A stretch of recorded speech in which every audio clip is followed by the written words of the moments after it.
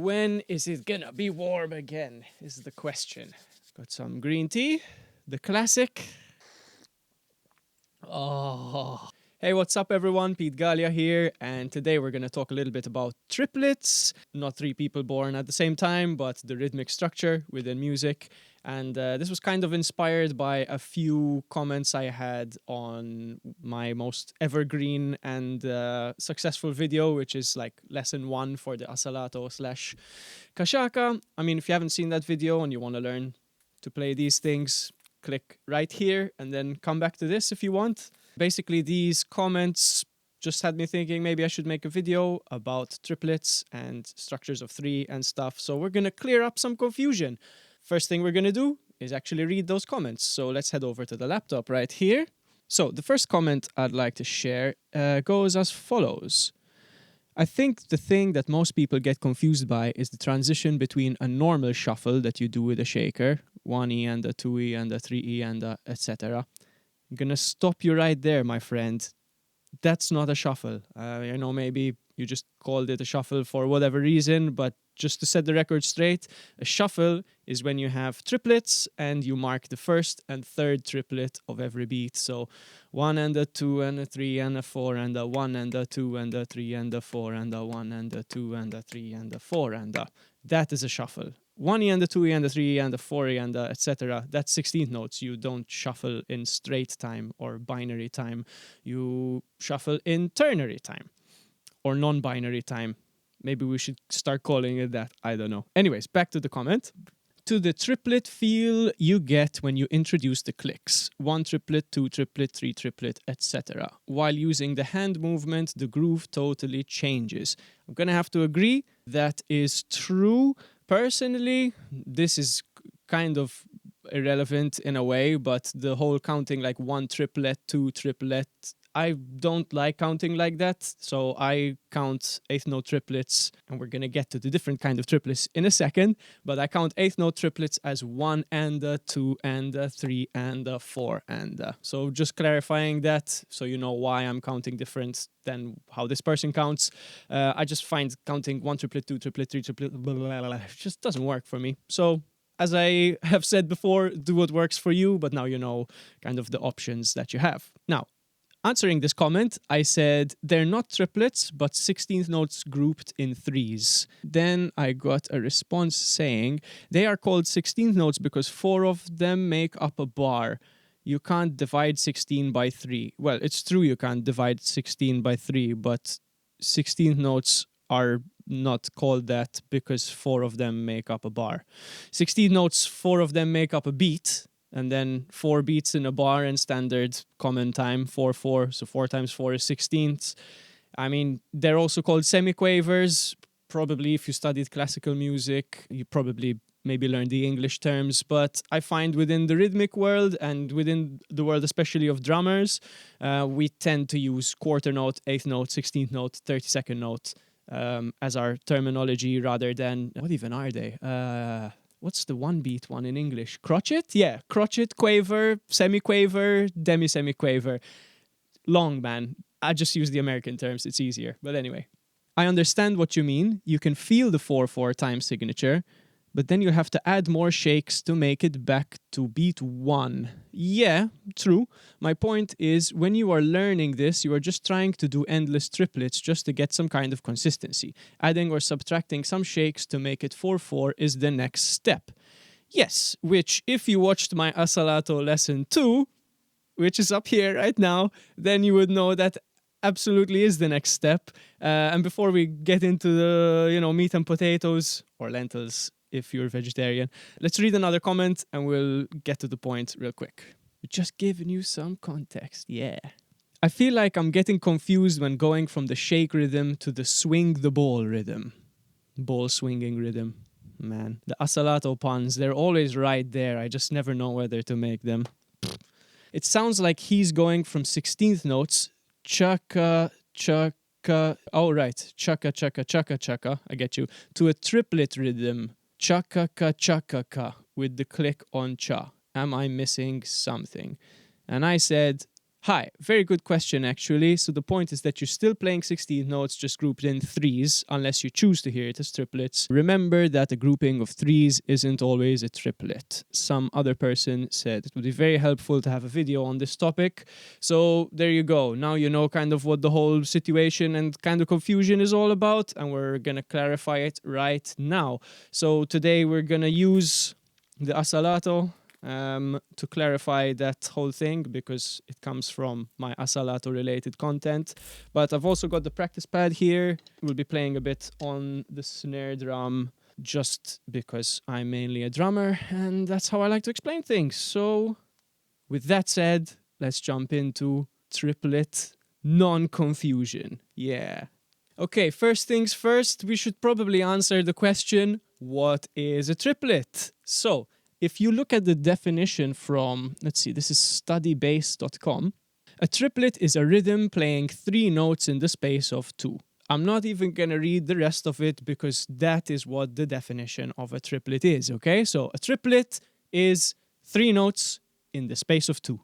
3 equidistant notes in the space of 2. If you use that definition, then it's always going to be correct as far as I can tell, because yes, an 8th note triplet is 3 notes within a beat, but you also have quarter note triplets, half note triplets, 16th note triplets, and whatever other rhythmic speed you want. As long as that concept of 3 notes in the space of 2 is applied, it's always going to be a triplet. So that's what a triplet is. So first thing I would like to do is actually play a little bit on the pad here. So I just want to establish a little bit what the different kind of triplets are. So the easiest one to start with is indeed the 8th note triplet. So what are 8th notes? 8th notes are when you split a beat in half. So that's 2 notes per beat. So from 1, 2, 3, 4, you have 1, 2, 3, 4. 1, 2, 3, 4. And you can count them as 1 and 2 and 3 and 4 and, or if you work with a bunch of tiny Dutch kids like I do, you can count appel, appel, appel, appel. Or if they're not Dutch kids, you can count coffee, coffee, coffee, coffee. Choose what you want. So basically 2 notes per beat is your downbeat and your upbeat, the downbeat being the numbers, the upbeat being the ands, 1 and 2 and 3 and 4 and. Now what we do is if we put 3 notes in the space of those 2, then we have 3 equidistant notes per beat. That is our 8th note triplet. So from 1 and 2 and 3 and 4 and we end up with 1 and 2 and 3 and 4 and 1 and 2 and 3 and 4 and 1 and 2 and 3 and 4 and 1 and 2 and 3 4 and 1 and 2 and 3 and 4 and 1. That is an 8th note triplet. Now what can be really cool is, I mean, of course, at first, if you're practicing them, you want to just count 1 and a 2 and a 3 and a 4 and play all of the triplets, be it on the drums or the guitar or the piano, whatever, you know, rhythm is universal, really. So eventually, once you learn how to kind of feel the structure within a beat, then you can also count the straight 8th notes while playing the triplets. So it's 1 and 2 and 3 and 4 and 1 and 2 and 3 and 4 and 1 and 2 and 3 and 4 and 1. And of course, you know, I've said this before, maybe you've heard me say it, that, you know, 2, 3, 4, 6 and 12 in terms of numbers within most of popular music, that's really where all the magic lies. You know, if you want to fit 2 notes or 3 notes equally distanced within one beat, of course your underlying structure is 6 partials within the beat.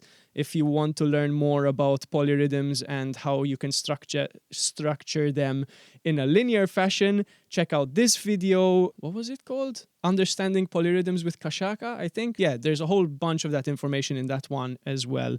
But the point is, yeah, if you want 2 and 3 in the same space, the underlying partials is going to be 6, because 6 can be grouped into 3 groups of 2, which is your 3-side, or 2 groups of 3, which is your 2-side. So that's a very thick explanation of just an 8th note triplet, but once you get the idea of an 8th note triplet, the rest are all the same. So a 16th note triplet, how do we count 16th notes? I will show you. 1 E and a 2 E and a 3 E and a 4 E and a... Oh, 3 notes in the space of 2, remember? So how many 16th notes fit into a beat? 4, therefore 2 16th notes are half a beat, which means now we have 3 little equidistant notes within half a beat, which means a 16th note triplet is actually 6 notes in 1 beat, also known as a sextuplet.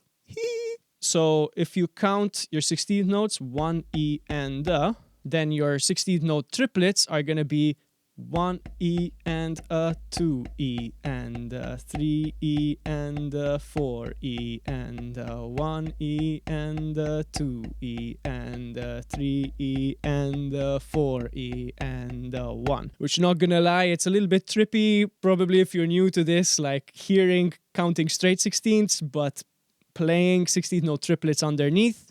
Bit funny if you haven't learned how to listen to that yet, but the easier way of identifying it is just 6 notes per beat in this case, so you understand the so-called maths behind it and the structure. And yeah, we could use takita takita, which is Konakol language, but that's an easy way of counting a space of 6. So 1, 2, takita takita takita takita takita takita takita takita takita takita takita takita 1, 2, 3, 4, 1 and 2 and 3 and 4 and 1 E and 2 E and 3 E and 1 and 2 and 3 and 4 and 1. So again, take a drink every time I say 3 notes in the space of 2. But yeah, 3 notes in the space of 2. So if 2 16th notes occupy half a beat, now you have 3 16th notes occupying half a beat, and therefore 6 notes in 1 beat as your sextuplet. There you have it.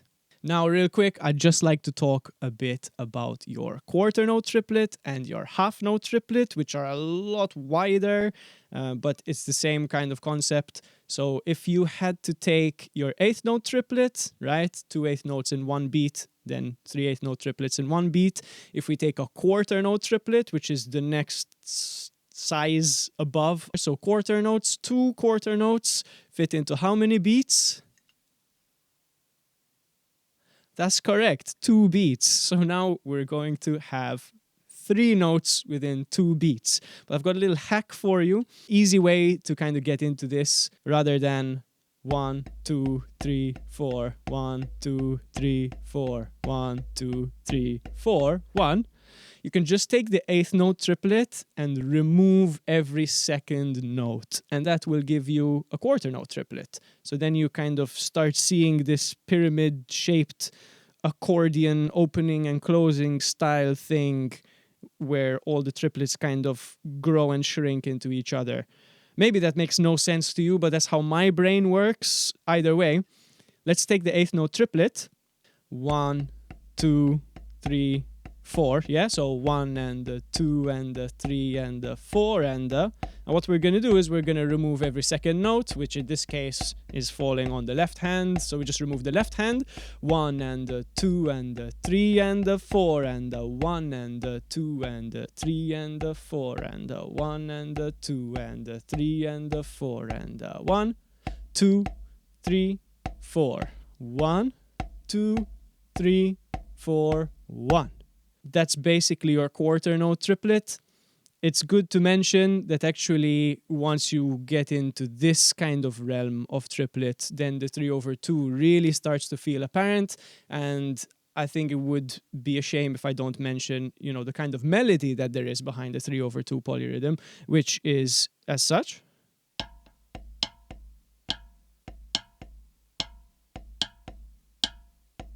Which, you know, is 1, 2, 1, 2, 1, 2, 3, 1, 2, 3, 1, 2, 3, yeah?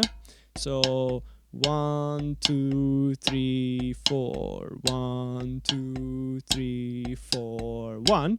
That is your quarter note triplet. So the melody behind a 3/2 or a triplet, you know, kind of depends where you're coming from, how you're looking at it, is that cha gu da gum, cha gu da gum, cha gu da gum, cha gu da gum, cha gu da gum, cha gu da gum. Everyone has their own funny little way of singing it. And yeah, I think once you get into rhythmic singing like that, you start to lose the cringe feeling very quickly and realize how much fun it actually can be.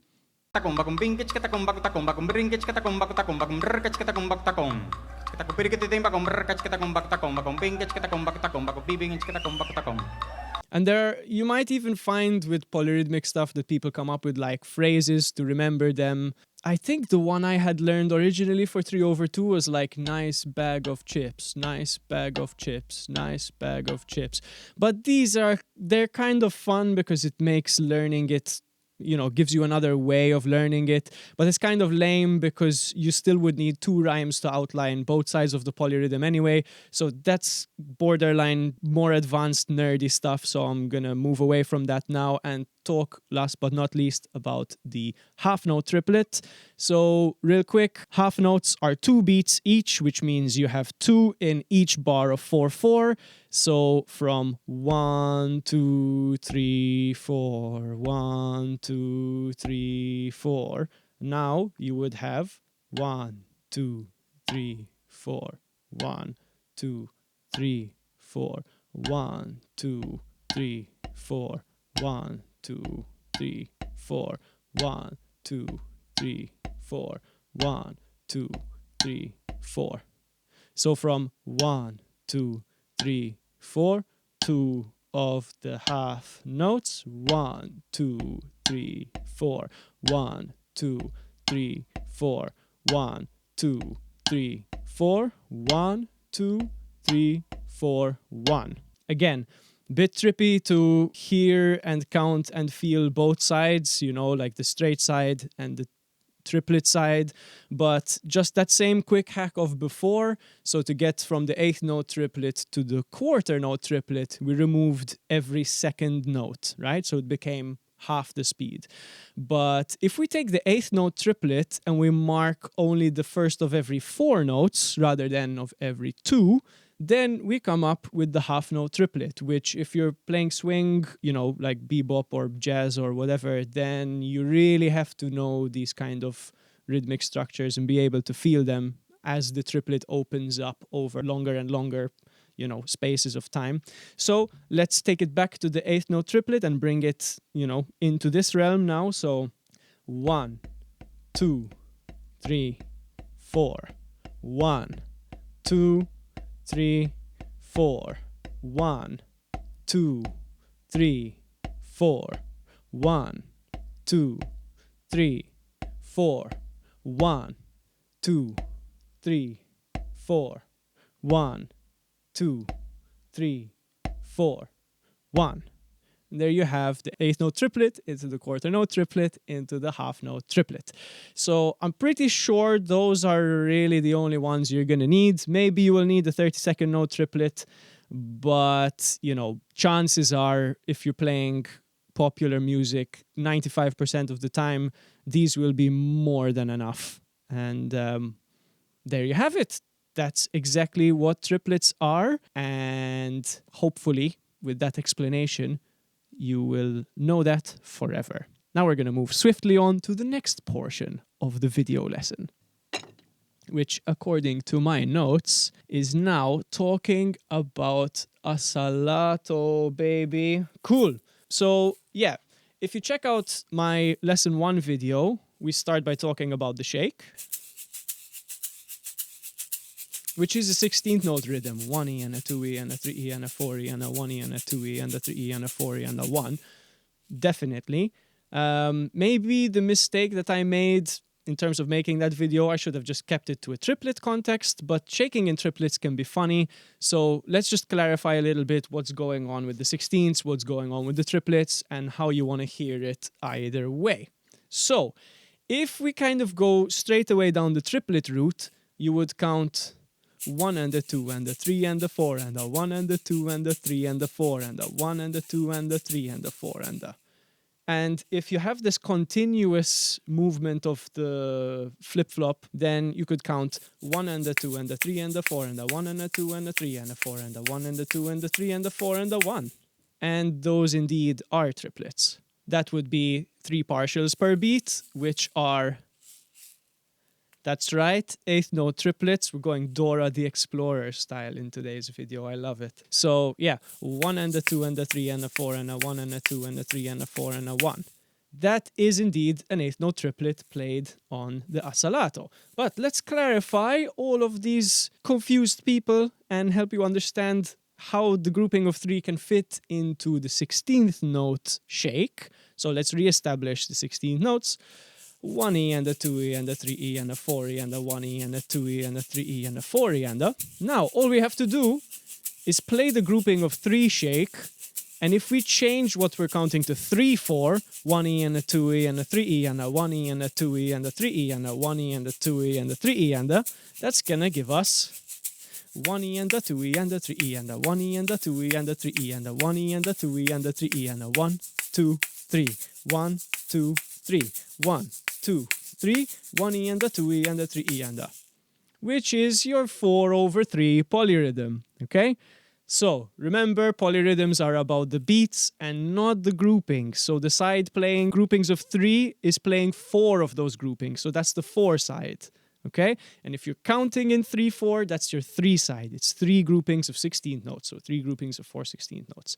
So if you count 16th notes in 3/4, and play groupings of 3 16th notes over it on whatever your instrument is, that is a 4/3 polyrhythm. Once again, 1E and a 2E and a 3E and a 1, 2, 3, 1, 2, 3, 1E and a 2E and a 3E and a 1E and a 2E and a 3E and a 1, A and E, 1, A and E. You get me? The 1, the 1 A, the 2 and the 3 E, and it fits like a glove, as Ace Ventura once said. Now, to address the other side of it, which gets into polymeter territory, what's the difference between a polyrhythm and a polymeter? A polyrhythm resolves every bar, a polymeter takes several bars to resolve.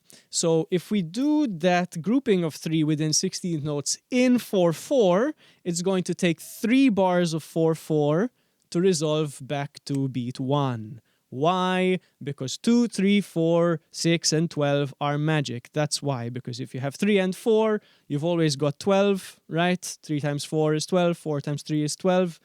If I've just confused you, forget everything I said in the past 10 seconds. Doesn't matter. The point is this. So, 1E and a 2E and a 3E and a 4E and a... Yeah? Let's do the 16th note shake with groupings of 3. 1E and a 2E and a 3E and a 4E and a 1E and a 2E and a 3E and a 4E and a 1E and a 2E and a 3E and a 4E and a 1E and a 2E and a 3E and a 4E and a 1E and a 2E and a 3E and a 4E and a 1E and a 2E and a 3E and a 4E and a 1E and a 2E and a 4E and a 1E and a 2E and a 3E and a 4E and a 1E and a 2E and a 3E and a 4E and a boom. There's your resolution right there. So, if you have 16th note context, and you play groupings of 3, it's either going to resolve every 3 beats. Well, even if you play in 4/4, it's still resolving every 3 beats because 1E and the 2E and the 3E and the 4E and the 1E and the 2E and the 3E and the 4E and the 1E and the 2E and the 3E and the 4E and the 1E and the 2, 3, 4. Let's do that again. 1, 2, 3, 4. 1, 2, 3, 4. 1, 2, 3, 4. 1. There you have it. That's groupings of 3 in a couple of situations rhythmically. You might not ever need to play a 3-bar polymetric structure depending on what music you play, but it's good to know, it's good to be able to do, and hopefully that clarifies everything for you. So groupings of 3, either count it as triplets and then it is triplets, or you can use it as a structure within another subdivision. In this case, it was 16th notes. You could even take 3s through 5s and 7s and all of that, but that's for another video. Yeah, I mean, that's also kind of covered in my Polyrhythms with Asalato video anyway, so you can check out some of that concept there. Yeah, hopefully that clarifies all of the confusion around the groupings of 3 with the Asalato. But wait, there's more. I just realized I've been filming this whole time and I forgot to turn this light on in the beginning of the video, so actually we're gonna turn it on right now. We might as well for the rest of the video. Still learning, doing all of this by myself. So anyways, last part of this video is some common pitfalls and the most important thing, what a triplet is not. Okay, let's identify that right now. So we're gonna go back to the sticks on the pad now. So I'm gonna share with you 2 common pitfalls where I see, I've also made this mistake myself long time ago when I was but a wee lamb. First common pitfall, what a triplet is not, is this, okay? 1, 2, 3, 4. 1, 2, 3, 4. 1, 2, 3, 4. But Pete, those are groupings of 3 notes per beat. Why aren't they triplets? They are not equidistant, right? So essentially what I just played for you here is a broken 16th note pattern. So what broken 16th notes are is your 1E and a 2E and a 3E and a 4E and you just remove one of those over and over per beat. So in this case, it was 16th notes with the missing. 1E and a 2E and a 3E and a 4E and a 1. 2, 3, 4. 1, 2, 3, 4. 1, 2, 3, 4. That's a triplet, okay? But this is not. 1, 2, 3, 4, 1, etc. Those are broken 16th notes. Nose ring. Your nose gets a lot colder in the winter when you've got metal stuff inside it, but it's a cross I'm willing to bear. Just for fun and for general knowledge sake, the other kinds of broken 16th notes, so we remove the if we remove the and, you have 1, 2, 3, 4, 1E, 2E, 3E, 4E, 1. You can remove the second one, which is the E, which would be 1, 2, 3, 4, 1, and a 2E, and a 3E, and a 4E, and a 1. Or you can remove the downbeat, which would be 1, 2, 3, 4, 1E, and a 2E, and a 3E, and a 4E, and a 1. So those are the different kinds of broken 16th notes, which are, kind of 3 notes at a time, but it's still a group of 4 because the last note in that group of 3 is twice the rhythmic value that the first 2 are. So that is not a triplet, despite there being 3 notes at once. And I actually have seen online some instructional drum videos that call those triplets, which makes me feel all when I watch them. So yeah, you heard it here, ladies and joims. Anyway, last thing I want to talk about is a mistake which I definitely made when I was still learning the drums. I'm still learning the drums now, but when I was a bit more beginner back in the day, because I remember my teacher telling me off for having rubbish triplets. Hopefully that's different now. So essentially, I was, in the very beginning of learning triplets, I was playing them like this. 3, 4, 1, 2, 3, 4, 1, 2, 3, 4, 1, 2. So what's wrong in this picture here? That is not a triplet because they're not distanced equally. When somebody is playing that, they're still feeling a binary structure, and long story short, it's a 3-3-2 structure. So 1 2 3 1 2 3 1 2 1 2 3 1 2 3 1 2 tuck it tuck it tuck it tuck it tuck it tuck it tuck it tuck it tuck it tuck it tuck it tuck it tuck it tuck it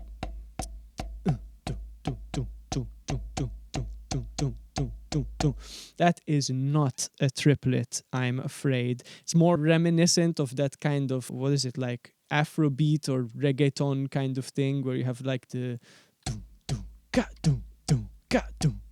or like